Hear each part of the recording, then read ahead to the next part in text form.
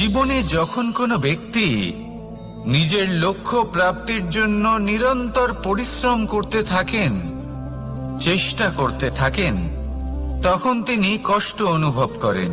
কখনো শারীরিক কষ্ট, কখনো মানসিক কষ্ট।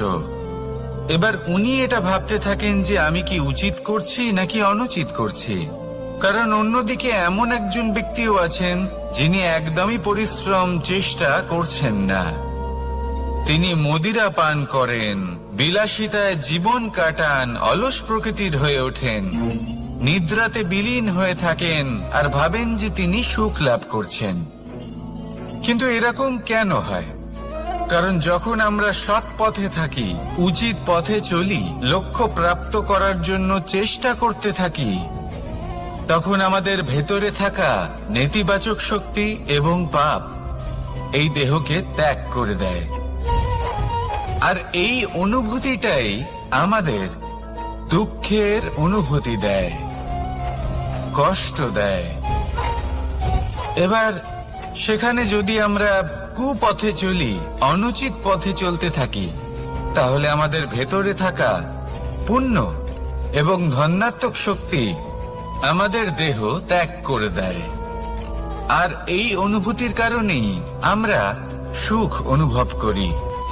কিন্তু কখনো ভাববেন যে এই সুখ বেশি সময় পর্যন্ত থাকে না।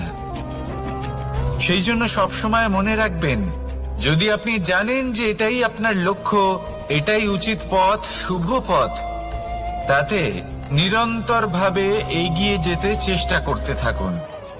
এই কষ্ট আপনাকে সুখের পরাকাষ্ঠায় কখন পৌঁছে দেবে তা আপনি জানতেই পারবেন না। আসুন আমার সাথে ভালোবেসে বলুন, রাধা রাধা। ঈর্ষা আমাদেরই মনে বসবাস করা আরো একটা শত্রু। তবে এই শত্রু কখনো কখনো আমাদের জন্য লাভদায়কও হতে পারে। কিন্তু যদি আমরা সতর্ক না থাকি, তাহলে সেটা ততটাই ঘাতক হয়ে উঠতে পারে। যদি আপনার কোনো প্রতিদ্বন্দ্বী থেকে থাকে যে এগিয়ে চলেছে, তাকে দেখে আপনার মনে ঈর্ষা উৎপন্ন হয়, আর ঈর্ষাবশত আপনি নিরন্তর চেষ্টা করতে থাকেন, পরিশ্রম করতে থাকেন সামনে এগোনোর জন্য, তাহলে তার দ্বারা আপনার বিকাশই হবে। কিন্তু যদি আপনি নিজের বিরোধীকে শেষ করতে দেওয়ার জন্য অগ্রসর হন, তাকে বিনাশ করার জন্য অগ্রসর হন, তাহলে এই ঈর্ষা প্রথমে আপনার বিনাশ অবশ্যই করবে। একটা কথা আছে, এটা পশু প্রবৃত্তি, আপনি শুধুই নিজের বিকাশের কথা ভাববেন। তিনিই হলেন প্রকৃত মানুষ, যিনি অন্য মানুষের জন্য প্রাণও দিতে পারেন। এই ঈর্ষা যদি আপনাকে বিকাশের পথে নিয়ে যেতে পারে, তাহলে খুবই ভালো। যদি আপনাকে অন্য কাউকে বিনাশ করে দেওয়ার পথে অগ্রসর করে, তাহলে তার থেকে দূরে থাকাই ভালো। যেমন ধরুন, আপনার কাছে একটা সূচ আছে, যার দ্বারা আপনি ছেঁড়া কাপড়ও সেলাই করতে পারবেন বা অন্য কারোর পাত্রে ছিদ্রও করে দিতে পারবেন। আপনি কি চাইবেন, নিজের বিকাশ নাকি অন্য কারোর বিনাশ? সিদ্ধান্ত আপনারই। আসুন আর আমার সাথে ভালোবেসে বলুন, রাধা রাধা। বিষ এবং অমৃত, এর ভিত্তিতেই সংসার চক্র চলতে থাকে। যখন সমুদ্র মন্থন হয়েছিল, তখন এই দুই প্রাপ্ত হয়েছিল। প্রথমে বিষ পাওয়া গেল, তারপর অমৃত। জীবন মন্থন করলেও এগুলো লাভ করা যায়। এবার এই যে বিষ, তা হলো অমৃতের থেকে অনেক বেশি শক্তিশালী এবং সেই জন্যই অনেক বেশি ঘাতকও। এবার বোঝার চেষ্টা করি এই বিষ আসলে কি। যে কোনো বস্তু বা কোনো ভাব যদি মাত্রার থেকে বেশি পরিমাণে আপনার কাছে থাকে, প্রয়োজনের থেকে বেশি আপনার কাছে থাকে, তাহলে সেটা আপনার কাছে বিষ সমান হতে পারে। তা সে ধন হোক, শক্তি হোক, সম্মান হোক, ইত্যাদি ইত্যাদি। যদি আপনার কাছে এমন কিছু থেকে থাকে যা মাত্রার থেকে বেশি পরিমাণে আপনার কাছে আছে, তাহলে তাকে ভাগ করতে শিখুন। যদি আপনি ভাগ করতে শিখে যান, তাহলে এই বিষই আপনার জন্য অমৃতে পরিণত হবে, আর তাদের কাছেও অমৃত সমান হয়ে উঠবে যাদের এই সাহায্যের প্রয়োজন। তাহলে ভাগ করে নিতে শিখুন আর আমার সাথে ভালোবেসে বলুন, রাধা রাধা। কোনো বাড়িতে, কোনো পরিবারে যখন কারোর জন্ম হয়, তখন তা কত সুখের মুহূর্ত হয়। সেই ছোট্ট সন্তান যখন কিছুটা বড় হয়, সে হাঁটার চেষ্টা করে, আর সেই প্রক্রিয়াতেও খুব বড় একটা শিক্ষা লুকিয়ে রয়েছে,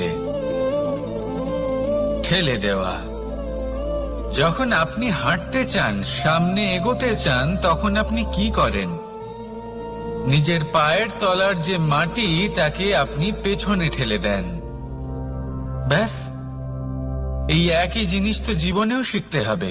এবার যদি আপনি জ্ঞানের পথে অগ্রসর হতে চান, তাহলে অজ্ঞানতাকে পেছনে সরিয়ে দিতে হবে। যদি আপনি প্রকাশের দিকে এগোতে চান, তাহলে অন্ধকারকে পেছনে সরিয়ে দিতে হবে। যদি আপনি ভবিষ্যতে সফল হতে চান, তাহলে অতীতের যে অসফলতাগুলিকে পেছনে সরিয়ে দিতে হবে। যে জল বইতে বইতে থেমে যায়, তাকে আমরা নালা বলে থাকি। তার থেকে দুর্গন্ধ বের হয়। কিন্তু যে জল বইতেই থাকে, তাকেই আমরা পবিত্র জল বলি। তাহলে আপনিও কর্ম করতে থাকুন, কখনো থামবেন না, আর আমার সাথে ভালোবেসে বলুন, রাধা রাধা। যোগাসন। যোগাসনে আসন অত্যন্ত গুরুত্বপূর্ণ।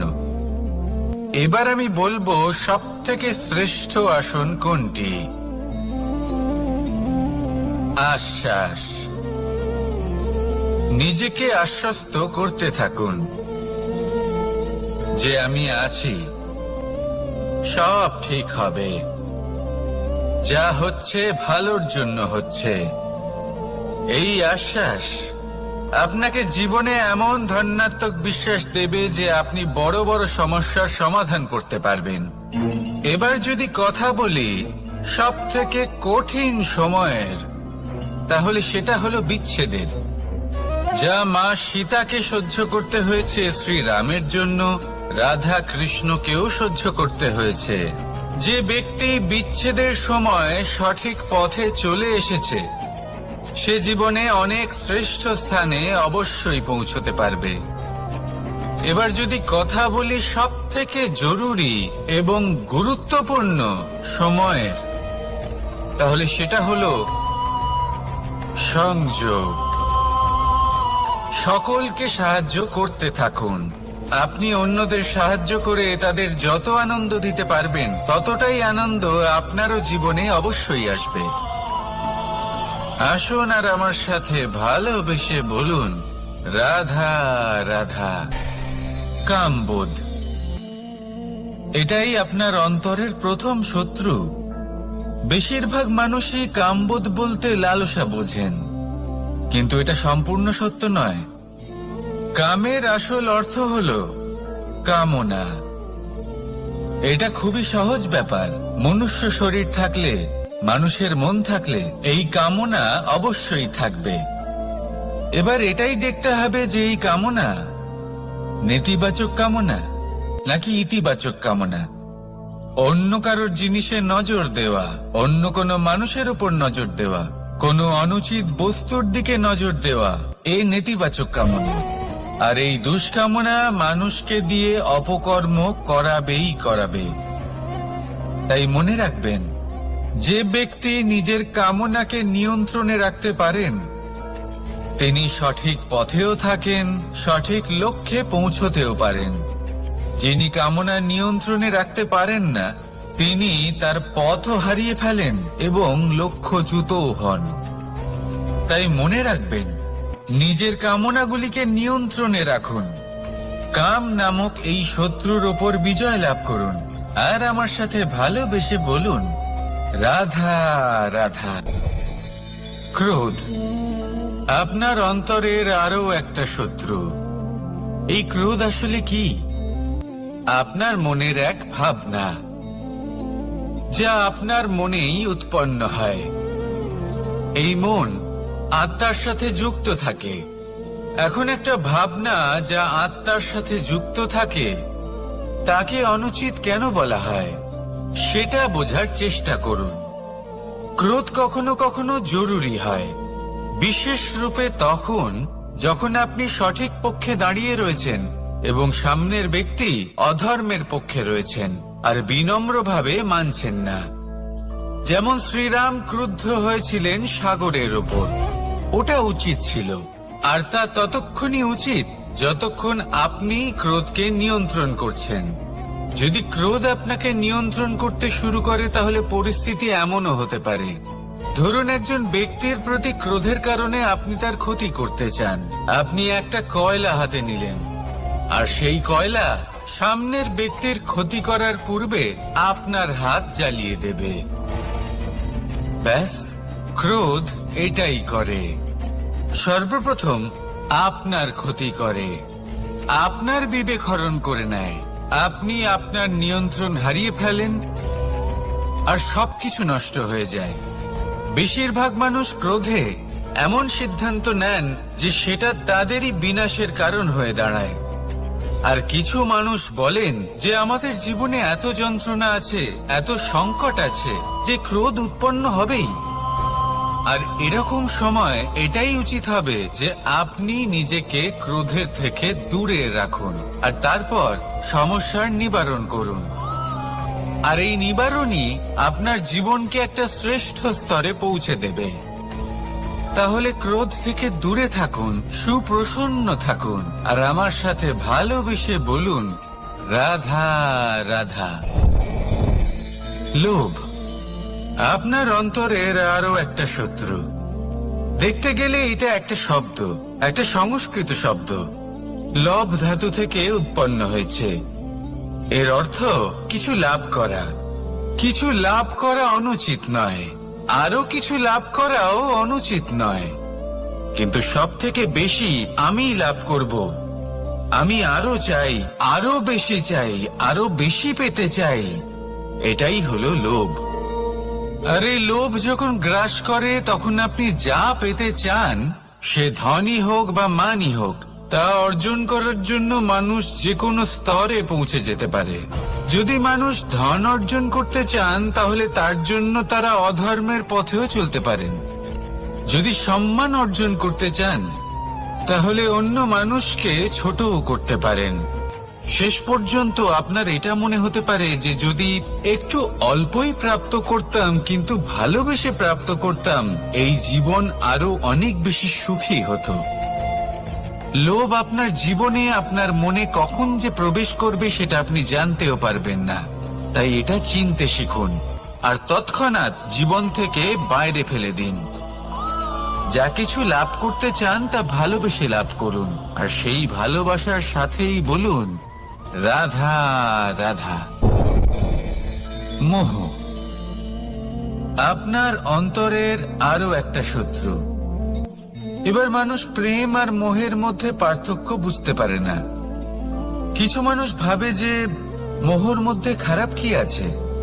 যদি কোনো মানুষের তার বাবা মার প্রতি, তার সন্তানের প্রতি মোহ থাকে, তবে খারাপ কি আছে? খারাপ আছে, আর সেটা তাদের জন্য খারাপ হতে পারে যাদের প্রতি আপনার এই মোহ আছে। এবার মোহ আর প্রেমের মধ্যে পার্থক্য আপনাকে বোঝাচ্ছি। মোহ শুধুমাত্র পেতে চায়, সেখানে প্রেম শুধুমাত্র দিতে শেখায়। এই দুই পরিস্থিতিতেই আপনার হাত প্রসারিত থাকে। মোহের ক্ষেত্রে কোনো বস্তু বা কোনো ব্যক্তিকে লাভ করার জন্য, আর প্রেমে শুধুই প্রদান করার জন্য। মোহর বশে আপনার পায়ে বাঁধন পড়ে যেতে পারে। যদি মাতা পিতার তার সন্তানের প্রতি মোহ থাকে, তাহলে তারা তাদের সন্তানকে কখনো দুঃখে, চিন্তায়, যন্ত্রণায় দেখতেই পারবে না। সেই জন্য তারা সন্তানকে বেঁধে রাখতে চান একটা সুরক্ষিত ক্ষেত্রে, যেখান থেকে না তারা সংসারকে দেখতে পায়, না পরখ করতে পারে, না কিছু শিখতে পারে, না বিকট পরিস্থিতির সম্মুখীন হতে পারে। ঠিক যে কারণে তারা দুর্বল হয়ে পড়ে, অজ্ঞানী হয়ে ওঠে। তাদের বিকাশ সেখানেই স্তব্ধ হয়ে যায়, আর সেখানে প্রেম শুধুমাত্র বিকাশের পথে নিয়ে যায়। মা বাবা যদি সন্তানকে ভালোবাসেন, তাহলে তাকে ছেড়ে দেন যে যাও সংসারকে দেখো, পরখ করো আর শেখো। কিভাবে এর সাথে লড়াই করতে হবে সেটা নিজে শেখো। নিজের শক্তি নিজেই বাড়িয়ে তোলো, নিজের পথ চয়ন করো। সেই জন্য এই মোহর শিকল ভেঙে ফেলুন আর প্রেমকে আপন করে নিন। আর এই প্রেম দ্বারাই বলুন, রাধা রাধা। মানুষ বড়ই বিচিত্র প্রাণী। অধিক থেকে অধিকতর ধন লাভ করার চেষ্টায় নিজের শরীরকে নষ্ট করে ফেলেন, নিজের শক্তি হারিয়ে ফেলেন, নিজের সামর্থ্য হারিয়ে ফেলেন। আর যে ধন লাভ করেন সেটা কোথায় যায়? সেই শক্তি, সেই সামর্থ্যকে আবার ফিরে পাওয়ার জন্য। আর কিছু মানুষ জীবন এমন ভাবে যাপন করেন যেন তা কখনোই শেষ হবে না। কিন্তু শেষ তো সবারই হবে। আর যখনই শেষটা কাছে চলে আসে, তখন মানুষ এটা বুঝতে পারেন যে সে জীবনকে উপভোগ করেননি। তার কারণটা কি? লালসা। এই লালসা জন্ম দেয় লোভকে, আর এই লোভ জন্ম দেয় আপনারই বিনাশকে। সেই জন্য আজ আপনার কাছে যা কিছু আছে, যেমনটা আছে, তার সাথে জীবন যাপন করুন, পূর্ণরূপে যাপন করুন।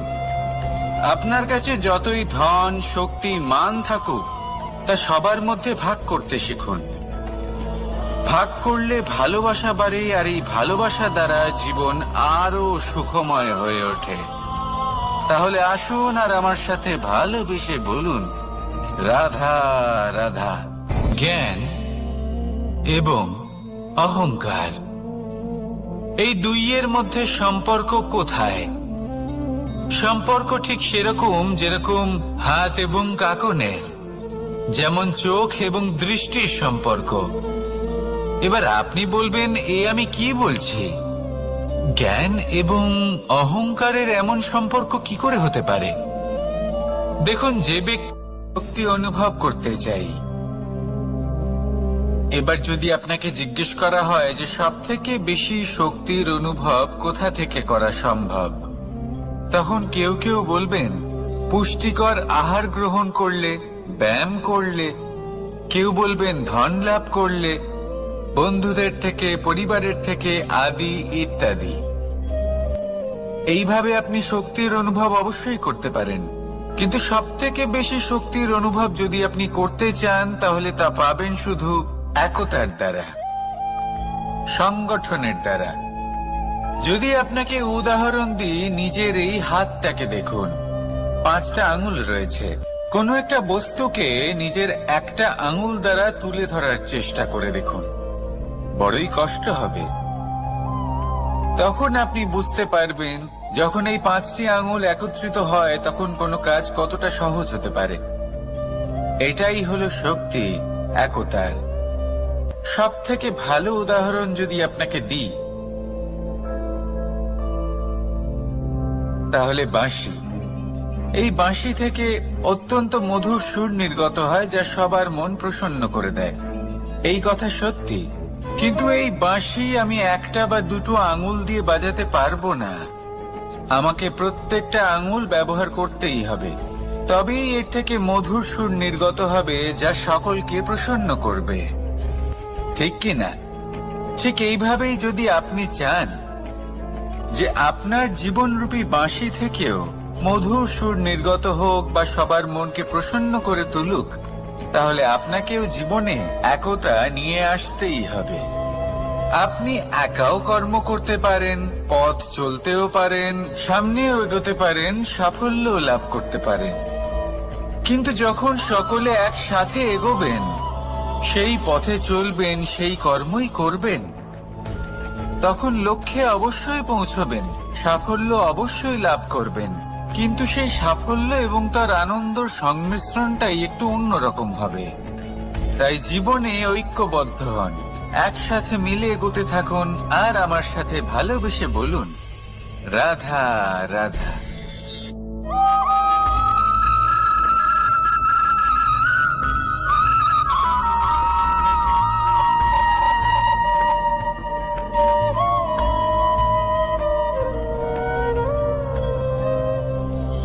আমাদের শরীর প্রকৃতির সর্বশ্রেষ্ঠ রচনা। যে অঙ্গ প্রত্যঙ্গ আমরা লাভ করেছি, প্রত্যেকটির মধ্যে একটি নিজস্ব বার্তা রয়েছে। একটু ভেবে দেখুন, দুটি চোখ দিয়েছে দেখার জন্য, দুটি কান দিয়েছে শোনার জন্য, নাসিকাও আছে দুটি, দুটি হাত দিয়েছে দ্বিগুণ পরিশ্রম করার জন্য, কিন্তু জীব শুধুমাত্র একটি। তার উপরেও তীক্ষ্ণ বলিষ্ঠ দাঁত দিয়েছে তার রক্ষার জন্য। কখনো ভেবে দেখেছেন কেন?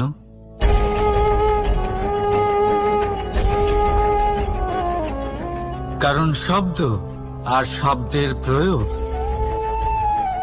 মানুষের সবচেয়ে বড় অস্ত্র, যার প্রয়োগ যত ভেবে চিন্তে করা যায়, মানুষ তার জীবনে ততটাই উপরে উঠতে পারে। তাহলে মনে রাখুন, দেখুন, শুনুন আর বুঝুন বেশি, বলুন কম।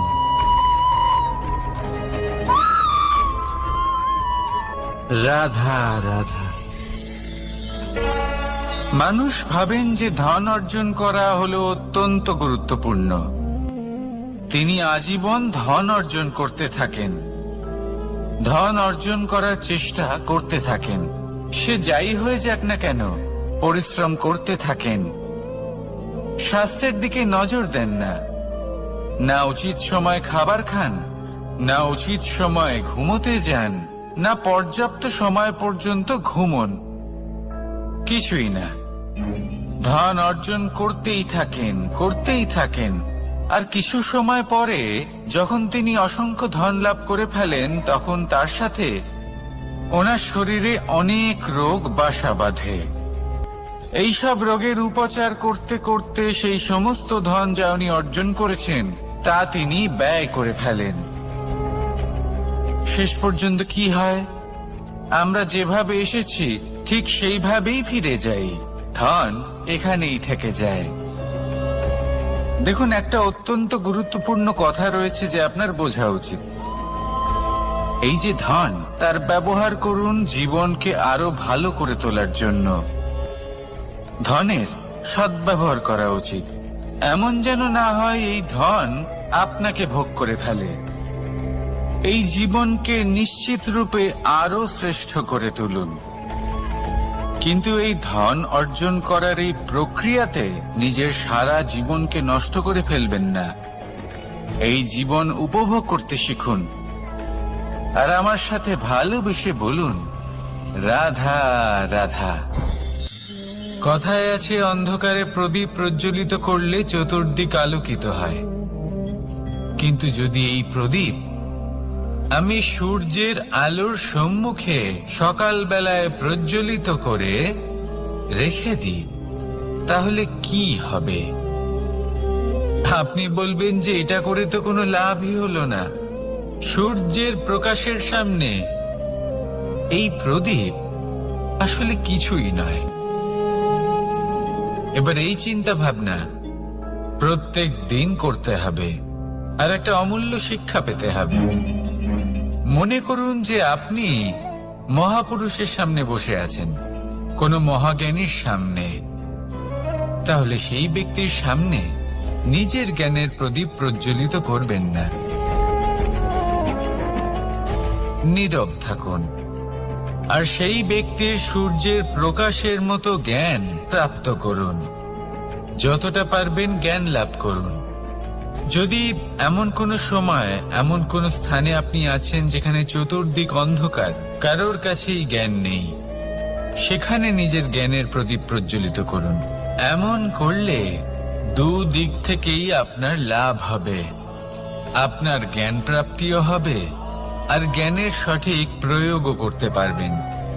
আর এই মন প্রসন্ন হয়ে বলবে, রাধা রাধা। মানুষের মধ্যে একটা বিচিত্র প্রবৃত্তি থাকে, অন্য সকলের বিষয়ে, তাদের জীবনের বিষয়ে, তাদের ব্যক্তিত্বের বিষয়ে, তাদের ভবিষ্যতের বিষয়ে অনুমান করা। এটা হলো অনুচিত।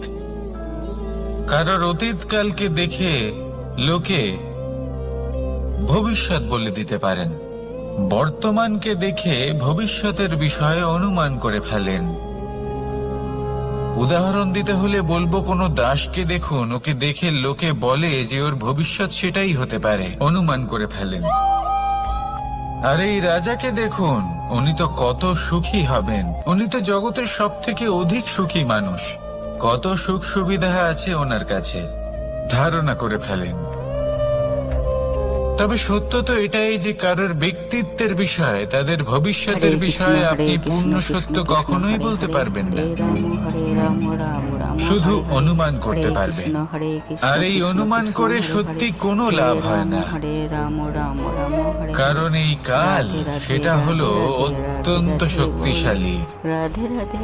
কালো থেকে কালোতর কয়লাকেও হিরেতে পরিণত করতে পারে, অনেক বড় বড় রাজাকেও বিদূষক বানিয়ে ফেলতে পারে এক মুহূর্তেই।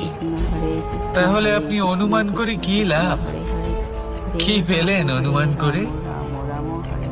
সেই জন্য কারোর বিষয়ে কোনো অনুমান করবেন না, তার ভবিষ্যতের বিষয়ে অনুমান করতে যাবেন না, কারোর বিষয়ে কোনো ধারণা করে নেবেন না। কিছু করতে হলে ভালোবাসুন, সবার মধ্যে ভালোবাসা ছড়ান, সবার মধ্যে ধন্যাত্মক ভাব ছড়ান। এই মন প্রসন্ন হয়ে বলবে, রাধা রাধা। কেউ বলে জীবন খুব ক্ষণস্থায়ী, কেউ বলে জীবন হলো একটা সুন্দর স্বপ্নের মতো, আবার কেউ বলবে জীবন হলো এক কঠোর সত্য। কিন্তু জীবন আসলে কি? জীবন হলো আপনারই প্রতিবিম্ব, একটা দর্পণ। অর্থাৎ আপনি জীবনকে সেইভাবেই পাবেন যেরকম আপনি নিজেকে প্রতিপন্ন করবেন। যদি আপনি দর্পণের দিকে তাকিয়ে হাসেন, তাহলে আপনি সামনে হাসি মুখী দেখতে পাবেন। এবার যদি আপনি গম্ভীর হয়ে থাকেন, তাহলে আপনি একজন রুষ্ট ব্যক্তি দেখতে পাবেন। শেষে সব থেকে বেশি গুরুত্বপূর্ণ হলো আপনার চেষ্টা। আপনাকে সবসময় চেষ্টা করতে হবে যাতে আপনি নিজেকে প্রসন্ন এবং ইতিবাচক মনোভাবে রাখেন। এটা হলো আপনারই উত্তরদায়িত্ব, তাকে পালন করুন। এই মনকে প্রসন্ন রাখুন, এই সংসারকে সুন্দর বলে মনে হবে। আর এই মন প্রসন্ন হয়ে বলবে, রাধা রাধা। মানুষের একটি সমস্যা আছে যে মানুষ সাফল্যকে মাপতে থাকেন, লক্ষ্যপ্রাপ্তিকে মাপতে থাকেন এবং তার তুলনা করতে থাকেন যে ও এত কিছু পেল আর আমি পেলাম না, ওর কাছে এত কিছু আছে কিন্তু আমার কাছে নেই। এই তুলনা করার জন্য ওনারা দুঃখী হয়ে পড়েন, নিরাশ হয়ে পড়েন। তাই আমি একটা প্রশ্ন করছি যে এটা কি উচিত? এই সংসারে আপনি কি নিয়ে তুলনা করবেন, যেখানে সূর্যদেব চন্দ্রমা দুজনেই আছেন, দুজনেই হলেন বিশেষ, দুজনেই নিজ নিজ সময়ে উদিত হন। এদের মধ্যে একজন না থাকলে তাহলে আমাদের জীবন কঠিন হয়ে পড়বে। ঠিক সেইভাবেই আপনি যদি একটা বড় রেখা অঙ্কন করেন, তাহলে অন্য রেখাটি ছোট হয়ে পড়ে না, সে তেমনই থাকে যেমনটা সে ছিল। আপনার অস্তিত্ব কখনো ছোট বা বড় হতে পারে না। শুধু তুলনা করার জন্য আপনার এটা মনে হতে পারে। যদি আপনি যুদ্ধ করতে চান, আপনার তলোয়ারের প্রয়োজন পড়বে। যদি বস্ত্র তৈরি করতে চান, এত বড় তলোয়ার দিয়ে কিছুই হবে না। তখন প্রয়োজন পড়বে একটা ছোট্ট